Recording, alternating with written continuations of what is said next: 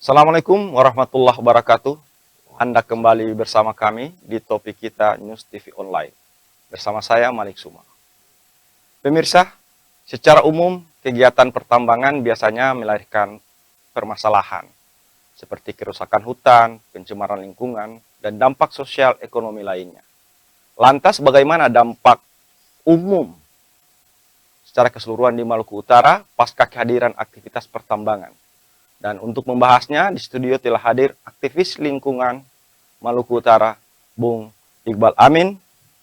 Assalamualaikum, Bung Iqbal Amin. Waalaikumsalam. Dan di penghujung telepon, kami telah terhubung dengan Ketua Aliansi Masyarakat Adat Nusantara, Bung Munandi Kilkodam. Ketua Aman ya. Assalamualaikum warahmatullahi wabarakatuh. Waalaikumsalam warahmatullahi wabarakatuh. Iya.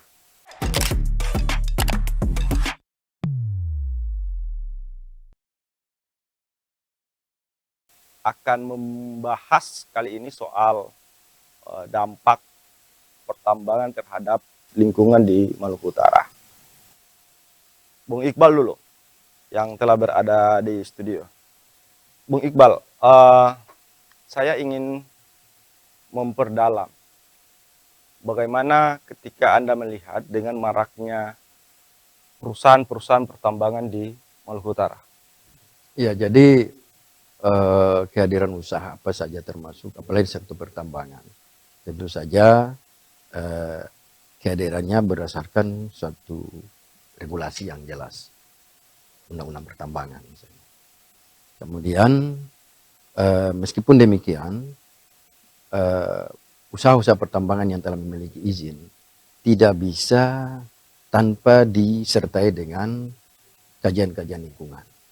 Dan notabene ujung daripada kajian lingkungan, dokumen-dokumen lingkungan itu ujungnya adalah izin lingkungan.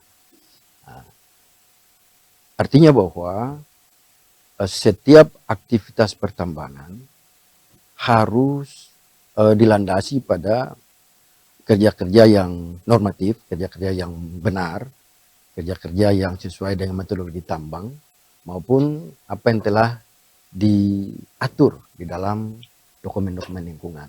Entahkah itu AMDAL, atau bahkan sudah tertuang dalam izin lingkungan, apa-apa yang harus dia lakukan. Nah, dengan demikian, jika ini dipatuhi, maka akan kita menemukan kontribusi dari setiap aktivitas pertambangan itu ke arah yang lebih baik, yang lebih menguntungkan. Itu normatifnya demikian. Tetapi kalau kita melihat secara fakta, pertama ada kecenderungan bahwa dokumen lingkungan bahkan izin lingkungan itu hanya sebatas instrumen untuk bagaimana bisa suatu usaha pertambangan memiliki izin-izin operasional. Baik itu operasi produksinya maupun untuk mendapatkan izin membangun infrastrukturnya, bahkan sampai pada mendapatkan kuota untuk melakukan usaha eksploitasi atau operasi produksi. Akibatnya faktanya bahwa banyak aktivitas di sektor pertambangan ini yang justru meninggalkan sesuatu yang notabene merugikan. Ya, baik itu merugikan lingkungan, misalnya meninggalkan pencemaran, meninggalkan cekungan-cekungan, yang mana harusnya ketika dia melakukan eksploitasi, melakukan cut and fill, itu kan harus ada reklamasi, harus ada pengembalian tanah pucuk misalnya. Kemudian juga tidak mestinya harus berakibat pada merajalelanya debu misalnya, atau terjadi limpasan di permukaan berupa erosi. Ada sarana prasarana umum yang dimanfaatkan untuk aktivitas tambang. Nah, ini tidak mesti harus terjadi. Begitu juga di sisi lain yang menyebabkan justru angka pengangguran yang lebih tinggi dibandingkan sebelum ada aktivitas pertambangan. Justru menimbulkan pendapatan masyarakat yang lebih rendah karena harus membiayai biaya yang dia peroleh, itu uang yang dia peroleh untuk keperluan ekonomi sehari-hari harus dialokasikan untuk kebutuhan, untuk keperluan untuk mengobati sakit yang disebabkan oleh pencemaran udara yang bersumber dari aktivitas pertambangan. Nah ini yang semestinya tidak bisa harus terjadi. Baik, kita ke Bung Mundadi. Bung Mundadi, ini kalau Anda melihat apa saja kasus di Maluku Utara pra dan setelah ada perusahaan pertambangan? Ya, terima kasih. Pertama, saya klarifikasi, eh, saya bukan lagi sebagai ketua aman sudah dipimpin oleh adik-adik kami di kader masyarakat adat. Jadi saat ini kami beraktivitas dalam kapasitas sebagai aktivis masyarakat adat, lalu sebagai anggota DPRD Hambantang. Pertama, ini tema yang menarik. Menurut saya ini diskusi sepertinya kita butuhkan untuk terus membangun satu tatanan kehidupan di Maluku Utara yang memiliki dampak ke depan itu seperti apa kita harapkan. Nah, dunia pertambangan kita memang ini lagi tren. Saat ini kan tambang terutama nikel lagi naik daun dengan pabrik yang dibangun, smelter yang dibangun di beberapa tempat di Maluku Utara. Bahkan pabrik-pabrik itu memicu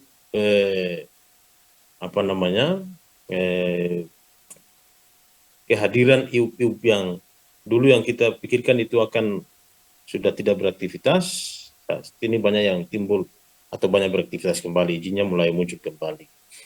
Nah, apalagi Maluku Utara ini kan ditetapkan dalam proyek strategis nasional, terutama Teluk Weda, kemudian Obi. Di Sulawesi Tengah itu dalam informasi yang kami cover itu hampir tidak ada tanah yang kosong, tidak ada tanah lagi yang kosong yang itu tidak ditambang, semua tanah sudah ditambang. Saat ini banyak pengusaha tambang itu mengejar Maluku Utara karena memang Maluku Utara ini salah satu provinsi dengan potensi nikel terbesar di Indonesia, termasuk di dunia mungkin ada salah satunya Maluku Utara dengan pembangunan pabrik IWI, kemudian Harita dan sebagainya. Nah, geliat tambang ini beberapa waktu lalu kita mendengar diberitakan mendorong pertumbuhan ekonomi Maluku Utara yang luar biasa tinggi, bahkan tertinggi di dunia. Pertumbuhan ekonomi beberapa tahun belakangan setelah industri hilirisasi dilakukan oleh pemerintah melalui proyek strategis nasional itu. Tapi ternyata itu tidak berdampak terhadap sektor-sektor lain yang real itu.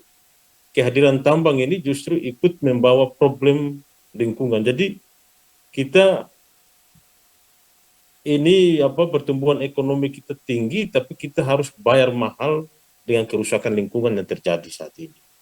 Di Obi misalnya, sedimentasi terjadi luar biasa tinggi.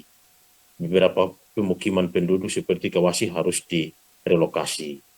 Di Teluk Weda misalnya juga, itu juga sedimentasi, bahkan perkampungan masyarakat yang ada di situ harus tertekan dengan kehadiran industri pertambangan. Jadi kehadiran tambang ini tidak sekedar akan memberikan manfaat terhadap pertumbuhan ekonomi maupun peningkatan lapangan pekerjaan yang itu menjadi dalil utama ketika pemerintah mendorong sektor itu hadir di suatu tempat.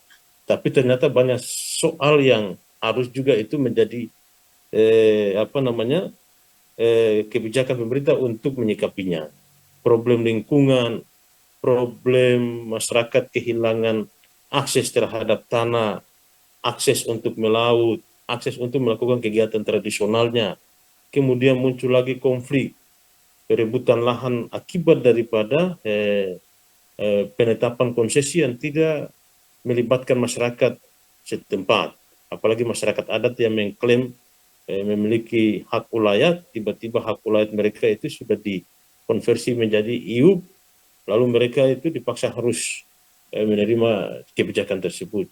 Seperti kasus terbaru misalnya di Taliabu.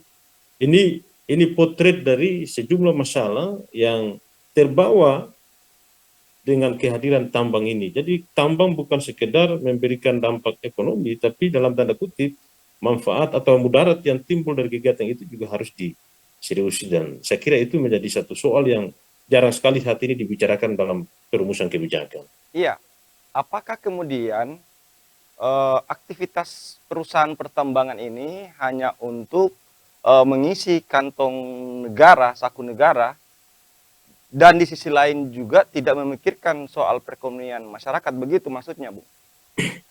Ya, kalau kita melihat realitas dan fakta yang terjadi kan sebenarnya itu yang dalil itu kan dalil yang misalnya kehadiran tambang untuk meningkatkan kesejahteraan masyarakat dan sebagainya itu kan tidak terbukti.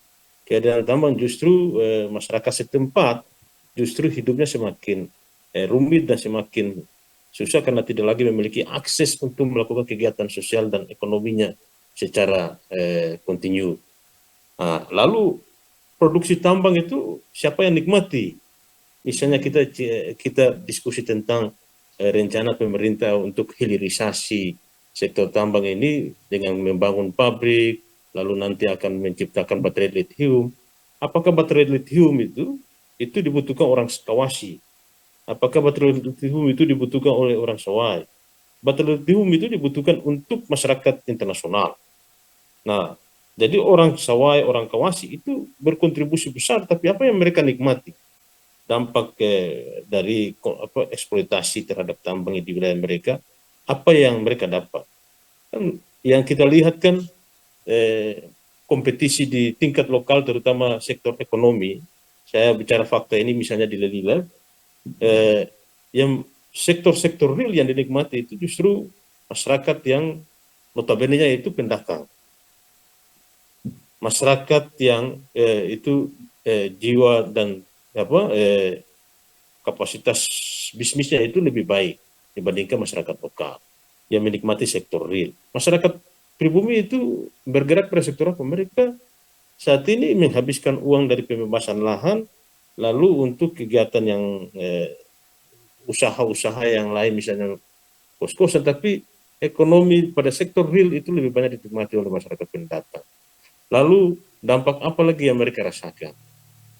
Saya kira memang pribumi asli itu hari ini hidupnya dalam keadaan yang serba tidak pasti.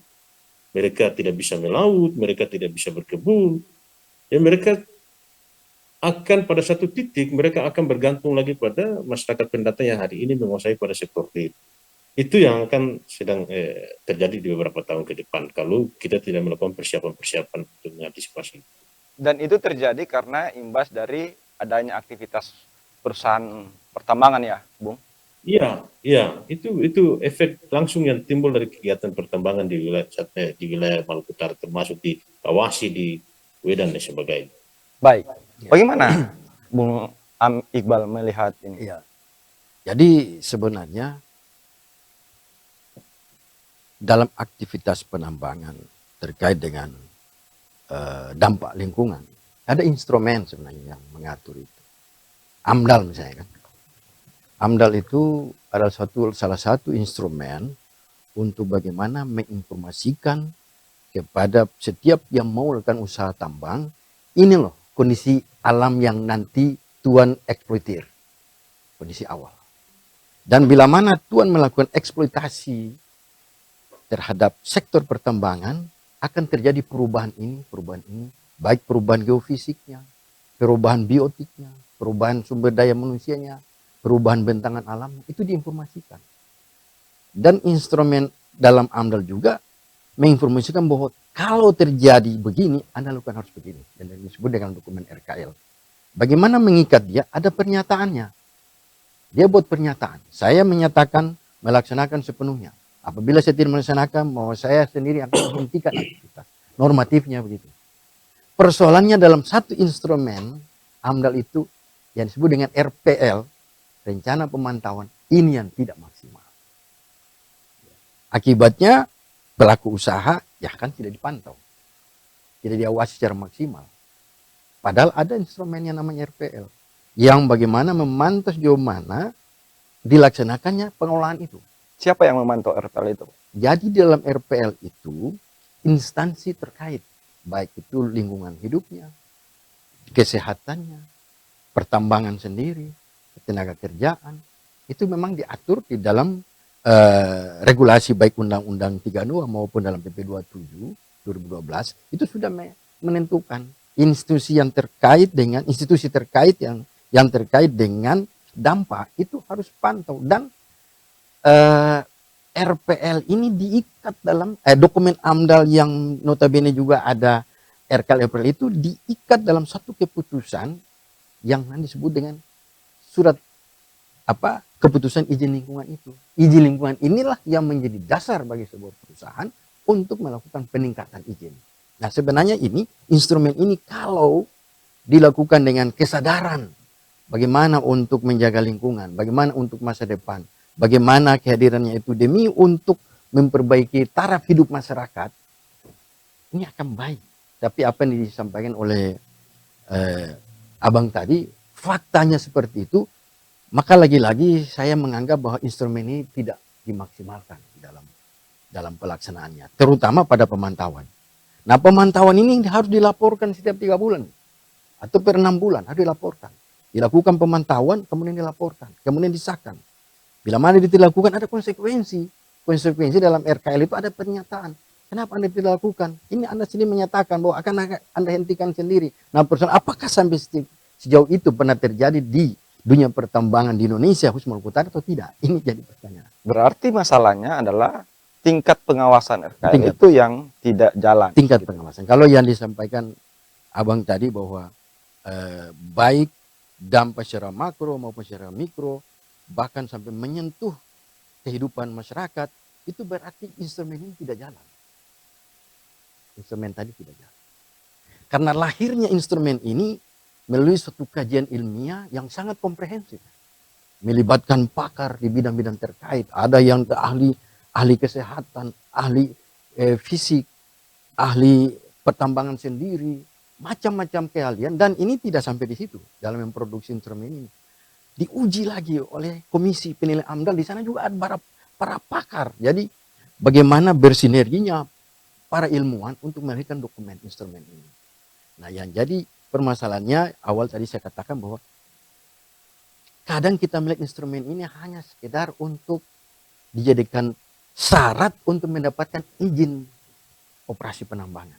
Karena tahapan, ketika dia mendapatkan izin eksplorasi, menuju pada izin operasi, maka di situ letaknya instrumen lingkungan tadi, AMDAL atau kolokvial.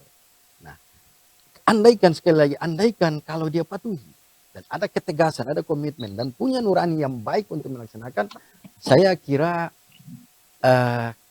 pasti ya, dalam setiap perlakuan kita terhadap alam ini pasti ada perubahan. Misalnya, yang tadinya ada bukit ketika di-cut, akan berubah. Nah, contoh saja, satu gambaran praksisnya begini. Kalau dia cut bukit, otomatis terjadi transportasi sedimen yang disampaikan tadi. Adanya sedimentasi, adanya kekeruhan dan sebagainya, yang bisa mempengaruhi ke badan air, pengaruhi ke sumber air minum masyarakat, aktivitas masyarakat, debu dan sebagainya. Nah, andaikan dia mengikuti instrumen, maka dia pasti meletakkan di mana sedimen pond, di mana drainase, di mana harus melakukan tahapan-tahapan proses sedimen pada sedimen pond sampai berada pada batas baku mutu yang bisa untuk dilepas ke badan air. Nah, tapi kalau disampaikan Abang tadi berarti memang bisa saja tidak dilakukan. Dibiarkan aja itu aliran sedimen itu kemana saja, akhirnya dia masuk badan air dan sebagainya.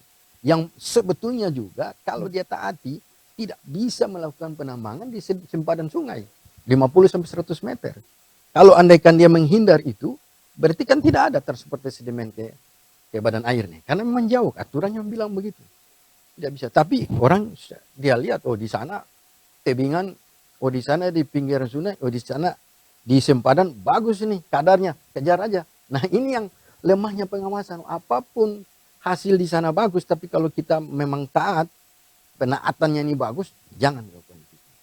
Misalnya untuk melakukan cut fill, walaupun di dalam pada cekungan kedalaman tertentu makin bagus, tapi karena pertimbangan tadi sudah cukup, jangan lagi. Cukup sampai ke kedalaman ini cukup. Kalau memang kita taat. Ya, ini persoalan kalau saya lihat ada di sana. Berarti selama ini perusahaan-perusahaan pertambangan kemudian tidak katakanlah tidak mentaati apa peraturan-peraturan atau Iya. regulasi yang ada tadi. Iya. Sehingga betul apa yang dikatakan Bung Munadi bahwa dampaknya sangat luar biasa buat masyarakat, dampak negatifnya ya. Iya. Tapi dampak positifnya yakni hanya pembekakan saku negara. Itu menurut Anda? Iya, kalau yang kita harapkan balance, keseimbangan. Artinya sumber daya alam yang untuk bagaimana memberikan kontribusi terhadap negara dengan baik maupun ke masyarakat yang baik, tapi dari sektor dampak juga harus diminimalisir, bukan ditiadakan, tidak mungkin hilang, tapi diminimalisir. Ya, artinya bahwa ketika kita menggunakan yang saya sebut instrumen tadi dengan baik, maka semua akan, jika ditaati, ini bisa diminimalisir. Karena dampak itu ada ukurannya, yang disebut dengan angka baku mutu. Ya. Udara bisa tercemar, tapi kalau dia masih di bawah baku mutu, masih bisa bisa dikatakan silahkan saja udara seperti itu. Kan ada baku mutunya dan diatur. Begitu juga untuk ada kekuruan air. Ternyata ada baku, tapi kekuruan air yang mana dulu, air yang mana dulu gitu. Makanya dalam proses-proses ini, instrumen ini digunakan, ada memang alat untuk mengatur tadi yang disebut dengan baku mutu. Nah, kalau yang dijelaskan tadi macam seperti sudah ada transportasi sedimen sehingga mengganggu aktivitas nelayan, akibatnya mungkin ikan sudah bermigrasi ke tempat lain. Nah, ini dalam sensorik motorik saya itu sudah melebihi baku mutu. Baik. Itu pasti. Bung Munadi, ini menarik ini. Di catatan kami ini pada bulan Februari 2022 ada 108 IUP di Maluku Utara. Nah, sudah sejauh manakah Anda melihat regulasi yang diterapkan perusahaan dengan fakta-fakta lapangan? Seperti Anda ungkapkan tadi. Iya, jadi Maluku Utara itu daerah yang izin tambangnya termasuk terbanyak di Indonesia. Dulu itu 335, kemudian ada Korsup KPK, lalu itu di IUP yang dianggap tidak CNC, kemudian itu direkomendasikan untuk dicabut, lalu sekarang berkurang hampir 100 lebih. 100 lebih itu juga kita tidak tahu itu banyak wilayah yang izinnya sudah mati, itu apakah akan timbul lagi dengan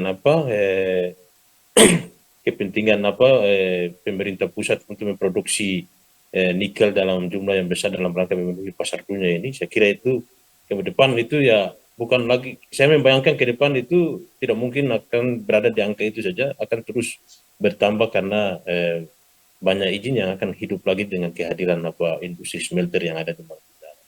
Tapi yang menarik menurut saya, ini kan kita bicara dalam konteks dampak. Kita ini sebenarnya sudah keliru dari merencanakan kira-kira Maluku Utara itu lebih pantas kita bangun pada sektor apa. Saat ini pemerintah kelihatannya lebih mengutamakan tambang dibandingkan sektor real yang itu menjadi salah satu potensi luar biasa seperti perikanan dan sebagainya. Tambang kita bangun, dorong untuk menjadi sektor unggulan dalam mendorong pertumbuhan ekonomi Maluku Utara. Kita bisa lihat data-data yang disampaikan oleh teman-teman. Misalnya beberapa waktu lalu ada Force FWI melaporkan laju deforestasi akibat dari alih fungsi dan pelepasan lahan yang dilakukan oleh pemerintah di Maluku Utara untuk kepentingan industri tambang itu cukup tinggi, bahkan tertinggi ketiga di Indonesia setelah salah satu provinsi Kalimantan dan Sumatera, lalu kita Maluku Utara. Dengan luas Maluku Utara yang kecil ini, kalau laju deforestasinya tinggi, itu jadi warning. Jangan kita terlena bahwa tambang ini akan memberikan dampak terhadap ekonomi, lalu kita membiarkan deforestasi ini terjadi secara terus-menerus. Kalau itu terjadi secara terus-menerus, saya tidak bisa membayangkan ke depan peristiwa seperti bencana alam itu akan terjadi di mana-mana, dan itu akan sulit dikendalikan oleh pemerintah. Bahkan negara harus memikirkan bagaimana untuk menanggulangi itu dengan mengeluarkan ongkos atau biaya yang begitu besar. Itu contoh real akibat dari kehadiran tambang di Maluku Utara. Yang kedua, saya membaca beberapa berita yang disampaikan oleh teman-teman di Walhi, kemudian ada riset yang dilakukan oleh teman-teman di Unhair. di Pulau Obi itu, terutama perairan Pulau Obi itu sudah ada rekomendasi bahwa ikan yang eh, ada di wilayah perairan Pulau Obi itu tidak bisa dikonsumsi karena itu sudah terkontaminasi dengan logam-logam berat yang diakibatkan dari kehadiran industri smelter atau harita di situ. Itu satu hal yang harusnya dianggap serius oleh pemerintah kita di Maluku Utara, bahwa itu bukan masalah kecil. Kalau ikan sudah tidak bisa dikonsumsi, lautan, daratan kita juga sudah habis. Kita ini mau hidup di mana? Begitu. Ini bukan soal berapa orang yang kerja nanti atau berapa orang yang nanti akan mendapatkan manfaat, tapi masa depan Maluku Utara atau masa depan masyarakat Maluku Utara ini dipertaruhkan untuk memenuhi kepentingan internasional, kepentingan pasar dunia yang saat ini lagi tren membangun baterai pengalihan dari baterai memproduksi baterai listrik ini. Lalu kita masyarakat Maluku Utara ini harus dikorbankan dengan konsekuensi-konsekuensi itu. Nah, itu yang saya tidak membayangkan logika berpikir kita di mana yang seharusnya kita bicara terbuka, dan ini harusnya jadi perbincangan dalam perumusan kebijakan di daerah ini. Jadi jangan terlena dengan kehadiran tambang lalu pertumbuhan ekonomi kita tinggi, lapangan pekerjaan kita juga cukup terbuka. Itu lapangan pekerjaan juga jadi soal. Menurut saya begini, usia produktif kita yang bisa bekerja itu di angka usia 20 sampai 40 tahun atau 48, bonusnya 48. Tapi setelah itu, orang yang di atas 48 yang kategori lansia, itu mereka mau bekerja apa? Kalau tanah sudah hilang, laut juga tidak bisa dimanfaatkan, lalu orang-orang itu siapa yang punya tanggung jawab untuk menghidupi mereka? Dan itu berada di wilayah lingkar tambak terutama. Itu pertanyaan itu yang susah. Saat ini belum kita jawab. Masyarakatnya sudah kehilangan tanah, tidak bisa melaut, padahal dia profesinya nelayan atau petani. Tapi karena tidak memiliki tanah, tidak bisa melakukan kegiatan lagi di nelayan, lalu dia bertahan hidup dari sektor apa? Tidak mungkin tambang akan memberi makan dia setiap saat. Tidak mungkin pemerintah akan memberi makan dia setiap saat. Lalu dia mau hidup dari mana?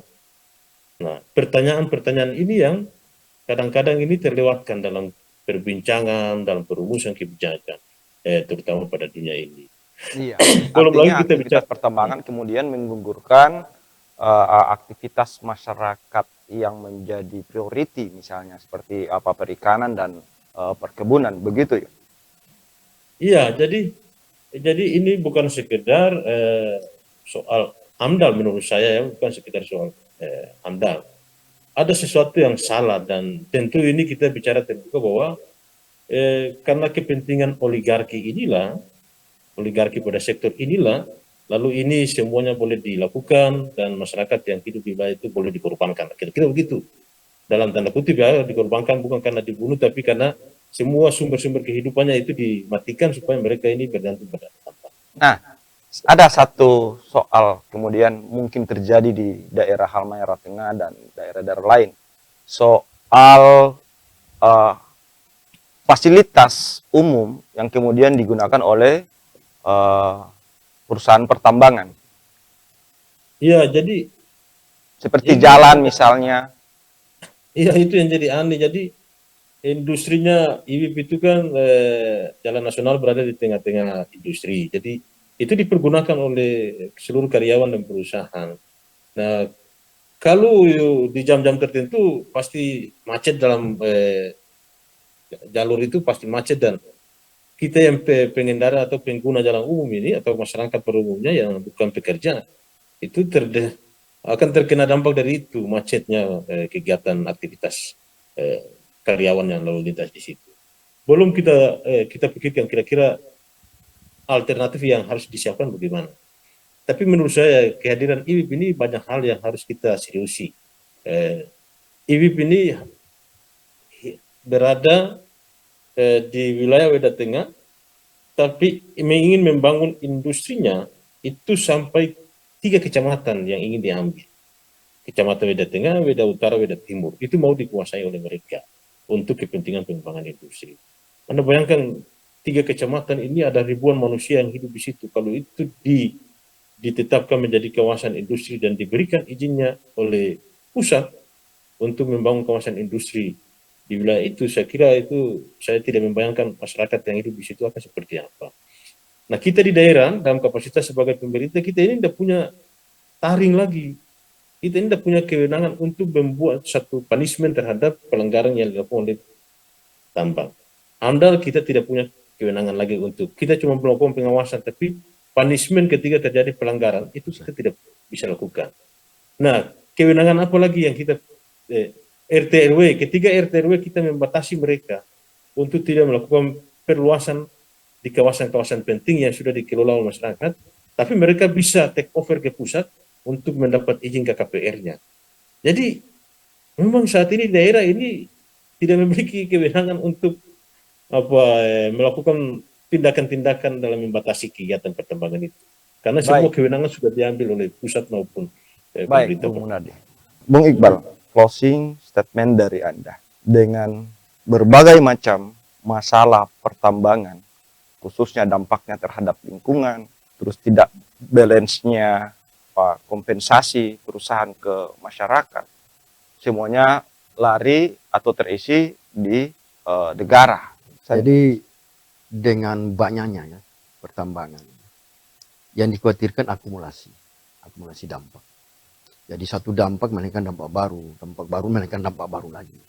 Dan akumulasi ini yang dikhawatirkan oleh beliau tadi. Satu waktu dampak ini meledak. Nah, ini jadi permasalahan yang sangat kasihan anak cucu kita ke depan.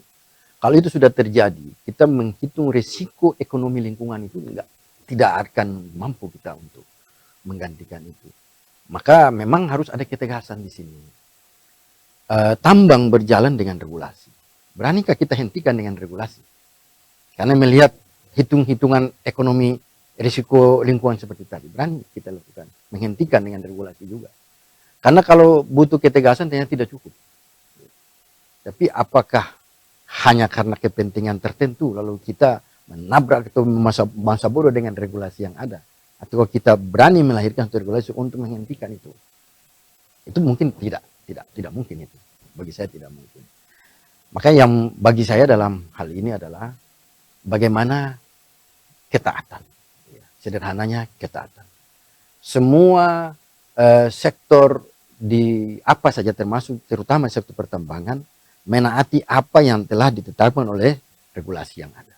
Karena bagi saya regulasi di sektor pertambangan, undang-undang pertambangan, undang-undang lingkungan, menyangkut dengan kelautan, undang-undang kelautan, menyangkut tata ruang, undang-undang tata ruang, ini kalau dikomprehensifkan menjadi suatu bentuk yang harus ditaati, semua ditaati, semua akan berjalan baik. Dari sisi ekonomi akan diperoleh hasil, dan sisi lingkungan juga akan terminalisasi dampak atau lingkungan itu bisa dilestarikan sedemikian rupa. Karena apa? Semua aturan tadi bagus. Kalau kita mau dalami, bagus semuanya. Persoalannya taat apa tidak aturan itu.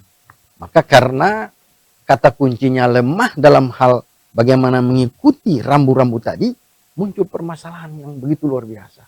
Ya. Apalagi ditambah dengan lemahnya pengawasan, lemahnya ketaatan, lemahnya komitmen, lemahnya ketegasan kebijakan polisinya lemah. Sudah kita kasihan. Jadi kita ibaratnya punya sumber daya luar biasa, tapi ibarat film aja diputar untuk kita nonton. Tapi kita tidak menjadi pemain dalam film itu. Bung Munadi, Anda tadi menjelaskan bahwa semuanya Jakarta yang menentukan, yakni kementerian. Di daerah kemudian tidak memiliki peran yang signifikan terhadap aktivitas pertambangan. Padahal ini daerah penghasil. Perspektif Anda, sekaligus dengan closing statement Anda, karena Anda juga kan sebagai salah satu pemangku jabatan, yakni anggota DPR, di daerah lokasi di mana perusahaan tambang itu beroperasi. Iya, jadi kita ini cuma ribut-ribut saja. Cuma demo-demo aja, tapi untuk membuat satu tindakan untuk menghukum terhadap pelanggaran lingkungan yang dilakukan oleh perusahaan-perusahaan tambang itu tidak ada kewenangan itu. Jadi cuma sebatas berteriak di megafon dan sound system aja itu. Itu yang ada saat ini karena kehadiran omnibus, undang-undang cipta kerja, kemudian undang-undang yang berkaitan dengan pemerintah daerah itu kan kewenangan kita semua ditarik. Kewenangan untuk melakukan tindakan terhadap pelanggaran-pelanggaran hukum yang dilakukan atau pelanggaran-pelanggaran hukum yang dilakukan oleh perusahaan. Jadi macam ompong lah kita ini tidak memiliki taring yang kuat untuk membuat satu gebrakan. Tapi kita harus sadar diri bahwa investasi itu ada di tempat kita, ada di kampung kita, dan yang korban itu adalah masyarakat kita. Sehingga walaupun tidak ada kewenangan, mestinya kita harus bersikeras dan sikapnya harus lebih tegas. Harus ada bargaining posisi yang kuat yang dilakukan oleh pemerintah terhadap kebijakan-kebijakan yang dirumuskan oleh Jakarta. Saya ambil contoh misalnya begini, ketika pemerintah pusat, ini kan misalnya IWIP, ambil contoh. IWIP menginginkan 15.000 hektar lahan untuk kegiatan industri. Dan ketika ini tidak diakomodir oleh pemerintah daerah, dia take over ke pusat untuk mendapatkan izin KKPR-nya dari pemerintah pusat. Pemerintah pusat ini, karena ini kepentingan proyek strategis nasional, pasti akan mengiyakan, tanpa menghitung kapasitas dan kemampuan daya dukung dan daya tampung di wilayah yang ada di Ahmad Tengah. Ketika 15.000 ini kita berikan, akan risiko apa yang akan timbul. Nah, pemerintah pusat pasti mengakomodir itu, keinginan perusahaan itu. Nah, kalau itu dilakukan, kalau itu terjadi, saya kira memang pemerintah harus ambil sikap tegas, tidak boleh kita diam. Kita harus melakukan sikap yang luar biasa untuk mengatakan kepada pemerintah pusat bahwa tidak boleh seperti itu. Ada pemerintah daerah walaupun kewenangan kami terbatas, RTW kewenangan hanya ada dalam RTW, tapi tolong hargai.